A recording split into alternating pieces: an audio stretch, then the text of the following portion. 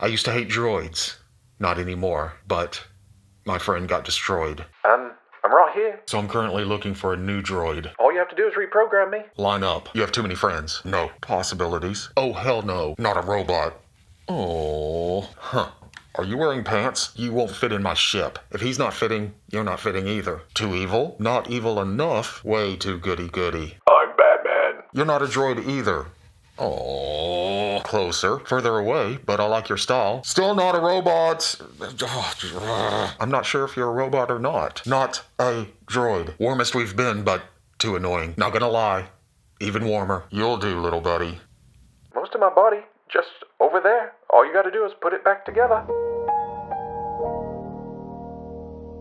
I can bring you in fast, or I can bring you in slow, depending on when I ship my pile of loot from this video's sponsor, Big Bad Toy Store. And as you can see, they got all the badass toys. But the feature that makes Big Bad Toy Store what it is their pile of loot shipping. Combine and hold orders, hold items up to 90 days, add in-stocks to pre-order shipments, save money on shipping. If you're looking for Big Bad Toys, why not go to the store that has Big Bad Toy in their name? It only makes sense. Okay, people, today let's take a quick look at the Hasbro Star Wars Black Series Book of Boba Fett Glavis Ringworld Mandalorian and then R5-D4 from Mandalorian Season 3. Whew, that was a mouthful. There are quite a few Black Series figures coming out right now, but these two were the priority. And I know it's just another Mandalorian figure, but looking at pictures and everything, this seems to be the ultimate Mandalorian figure, at least when it comes to Hasbro. And hell, I'm going to put him next to some import figures too. See who takes that main display spot.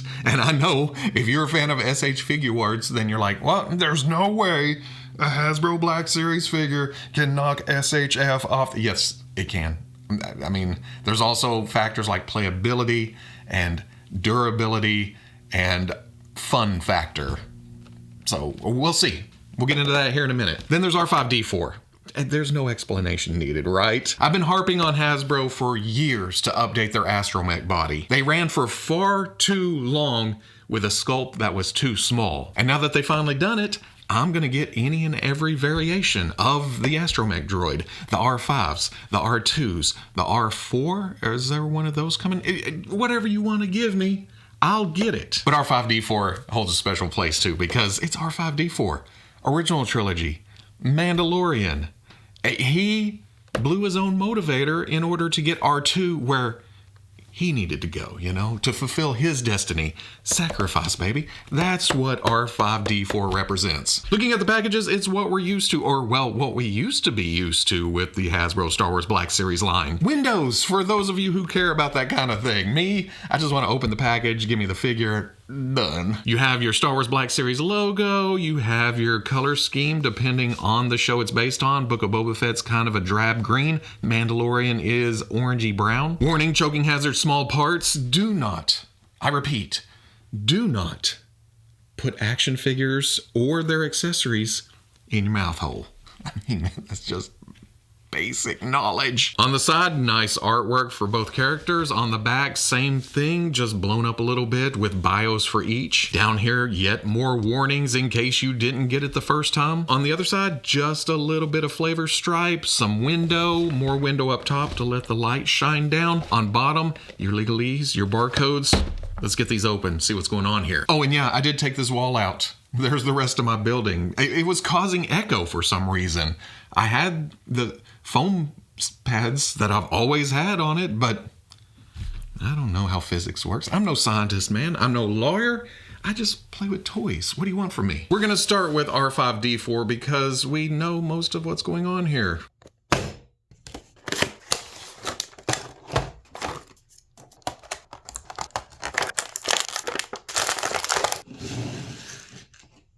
Again, this is just mostly reuse of the R2-D2 we recently got, but like I mentioned, Hasbro finally upped the size on that. Trust me, this is so much better. So much better. Everything from the neck, I guess, astromech anatomy, everything from the neck down is exactly the same. Got the same details with this silver. In fact, the legs are the same color. I always forget that there's blue out here on the outside leg of R5.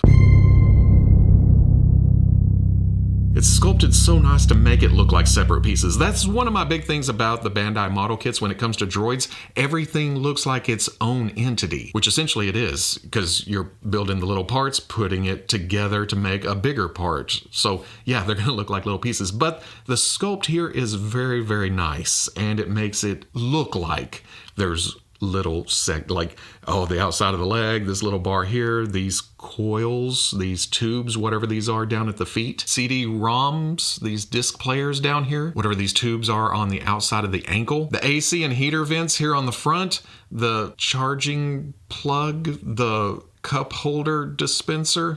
These play the CDs. These are where they store, right? Even right here, the HDMI jacks, those are sculpted and painted. They have a little silver to them, so extra mile. I love it. Exhaust port down here at the butt, and the reset button, and some silver for panels. More CD storage. These red panels here. Yeah, Astromech. Exactly what we needed in the Black Series line. It's this that sets it apart from R2, the R5 head with the 3 eyes, I guess, with an eyebrow right here or something. I don't know what it is down here. The vents around the neck. I love that these here on the side are little sculpted, well, on the back too, little sculpted pieces inlaid into the head, giving it more depth, more detail. Antenna up on top that does not remove. At first I thought, well, I can pull this out, put some of the accessories in, but no, that stays there. Made of a softer material though, so it bends out of the way. It's not gonna break off if you hit it on something. Since this is reuse of R2, it has all the same features when it comes to the body. There's these doors on the side that are kind of a pain in the ass to open up. You gotta kind of push back here and then get a fingernail under. But I'm okay with it being tough because it makes it less noticeable when it's just standing on the shelf. Inside those doors, there's 3 ports, accessories later in the video. There's also these that flip out, which is cool because whenever... Wait, do these pop out when R5 blows a motivator? I don't know, but it's still a neat feature to have. Maybe he wants to push the elevator button. Boop. There's the 3rd leg option. Pinch, pull, lock into position.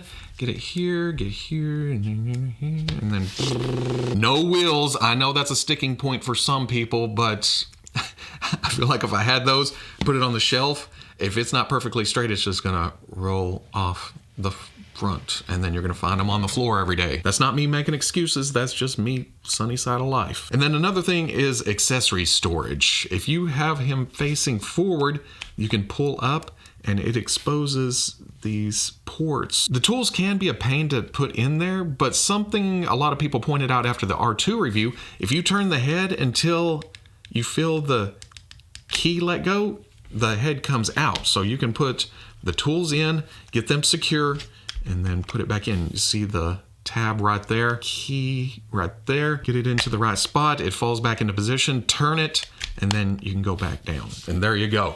Makes it much easier. All in all, this is exactly what I wanted. I am super happy to get this. I'm even super happier to get this. And now let's come back around to Mando.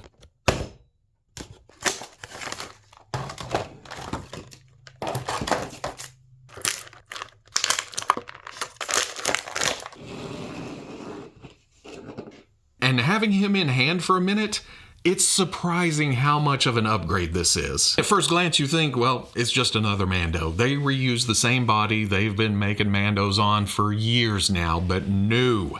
This is all new as far as I can tell. The closest thing I have to this was an exclusive, the one that was covered in snow, but it has that same shape to the right thigh pad. And right off the bat, look at the size and shape of the helmets. The new one, improvement. Upgrade. I'm going to say that several times. This one always seemed squat and small, which in the show, the helmet, it does run a little smaller than other Mandalorian helmets, I feel like, but not quite this small. Here, it feels like it would just fall off the head, or the eyes don't line up. This feels more proportionate. You can see that the undersuit is not the same sculpt. Still full of wrinkles, but then it smooths out in places. Like at the crotch, it's not quite so crotchety.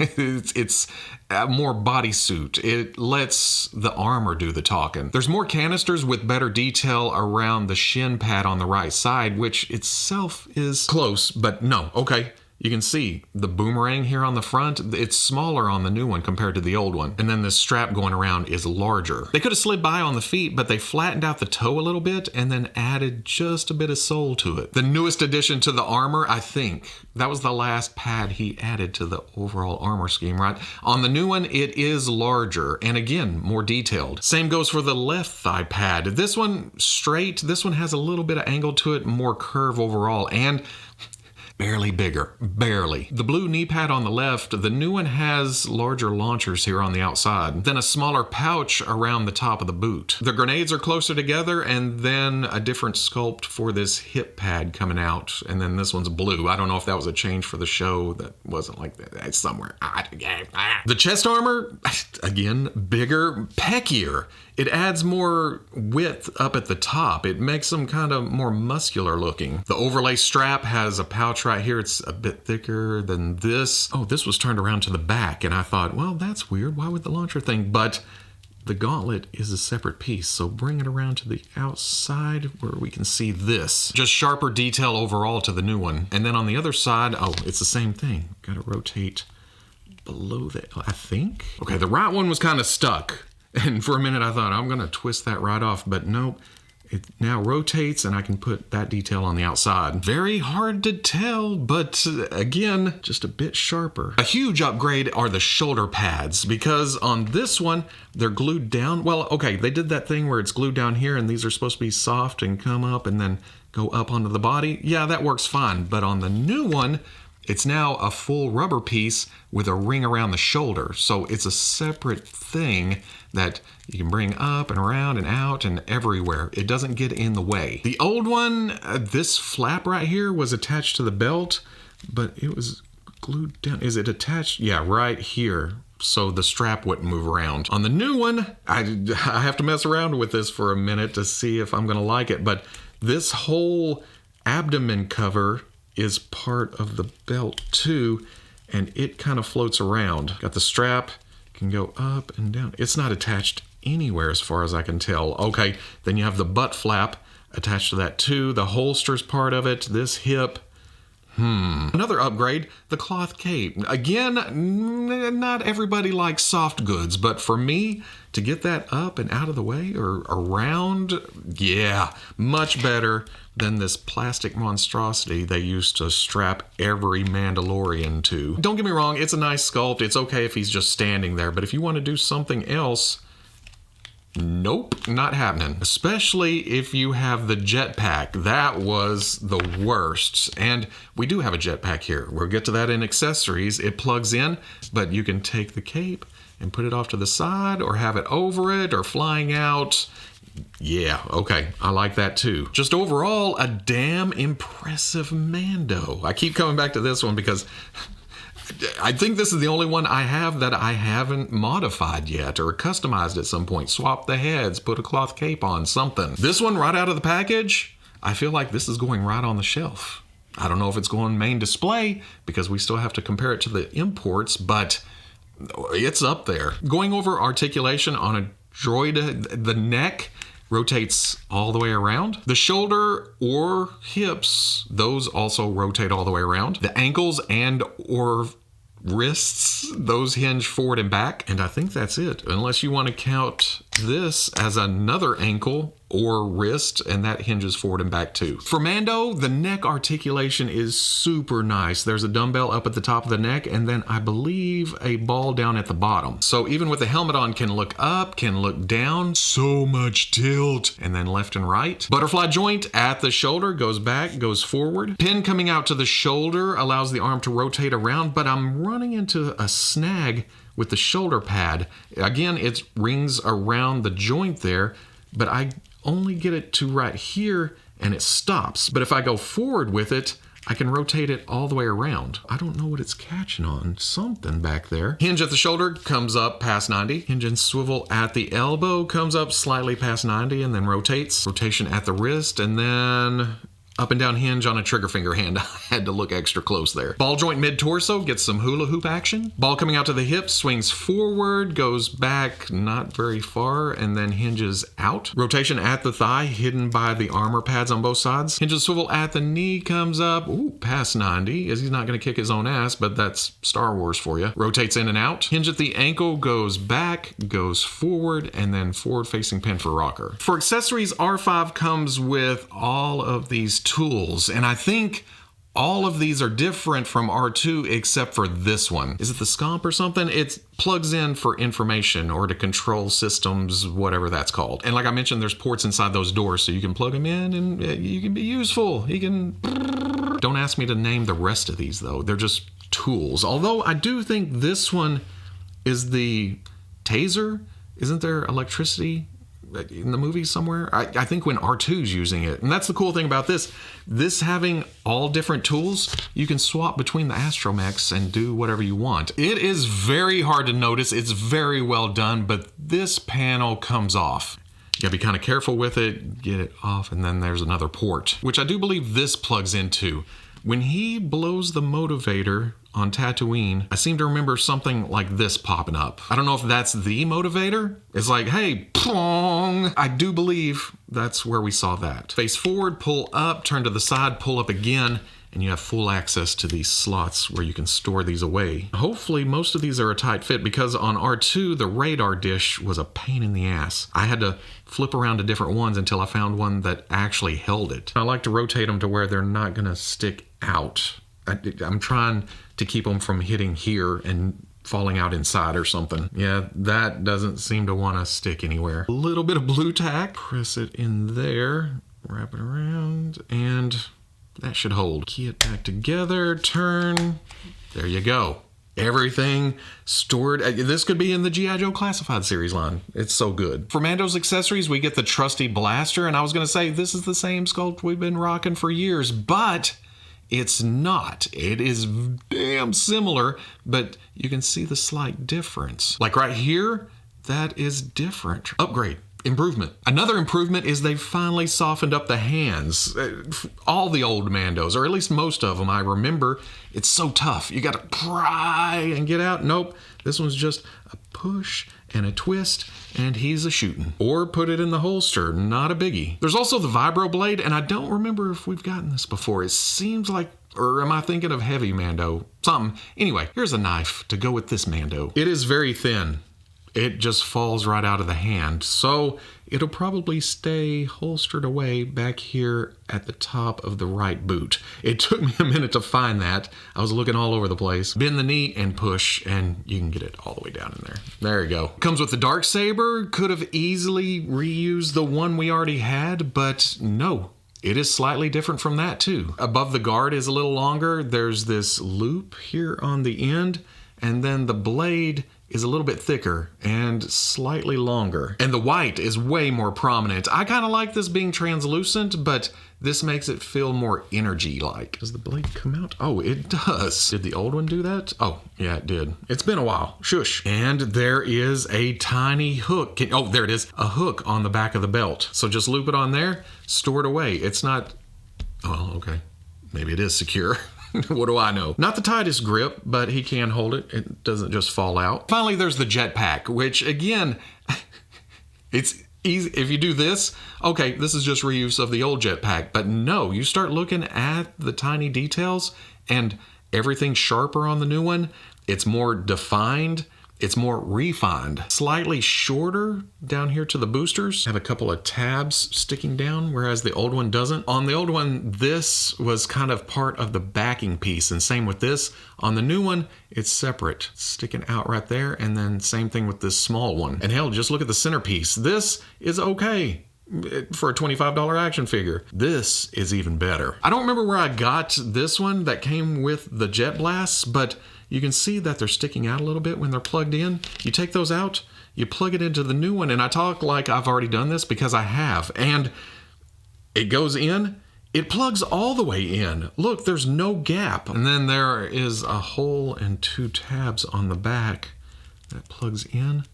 And do those line up? Okay, line up the two tabs first, and then plug in the bottom. That's easier. And then again, the cloth cape. You can either go over or off to the side, thread it up under, and it's still sticking out a little bit. Oh, yeah. Okay. That works much better. That's how big an astromech should be next to a normal sized person. R5 stands at about 3 7/8, almost 4 inches tall. And then Mando stands at about 5 15/16, almost 6 inches tall. Here's the new R5 next to the Bandai model kit R5-D4 and then the old Black Series R5-D4. I've said for years that Bandai nailed the size for the astromechs, and now Hasbro's finally caught up with them. You, sir, can get out of my display. Because this is about as close to perfect as you can get next to the SH Figuarts Tatooine Luke and the Hasbro Black Series C-3PO that came with Chewbacca in the Amazon 2-pack. Best C-3PO. Argue with me about it. Same with Mando, pretty much perfect size next to the Hasbro Star Wars Black Series Heavy Mandalorian and then the Bandai SH Figuarts Armorer. And I'll say it again when it's next to the Bandai SH Figuarts Book of Boba Fett and the Hasbro Star Wars Black Series Book of Boba Fett Black Chrysanthemum. Just look at them next to older Hasbro Star Wars Black Series Mandos. Upgrade, improvement,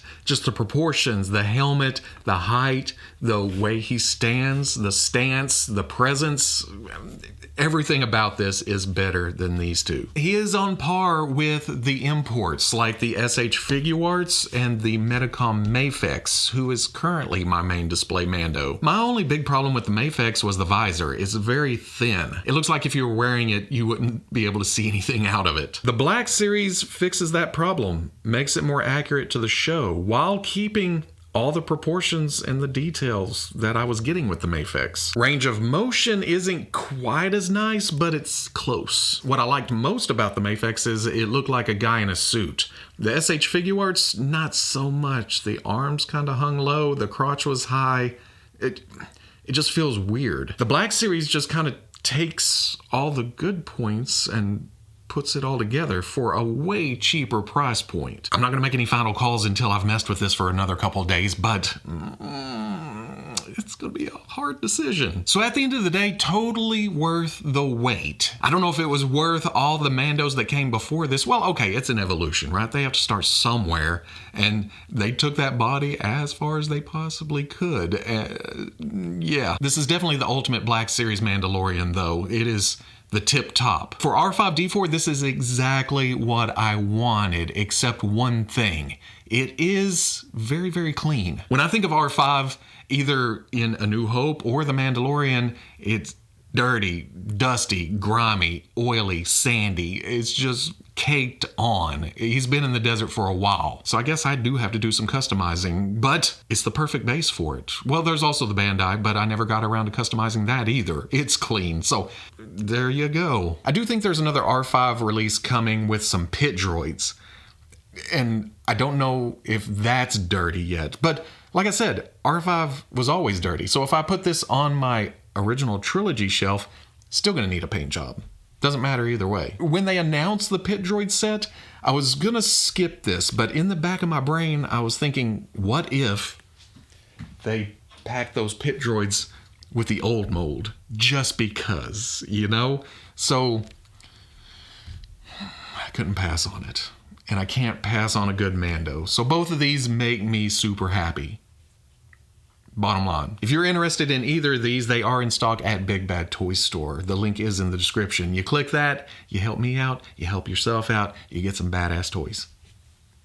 It's a win-win situation.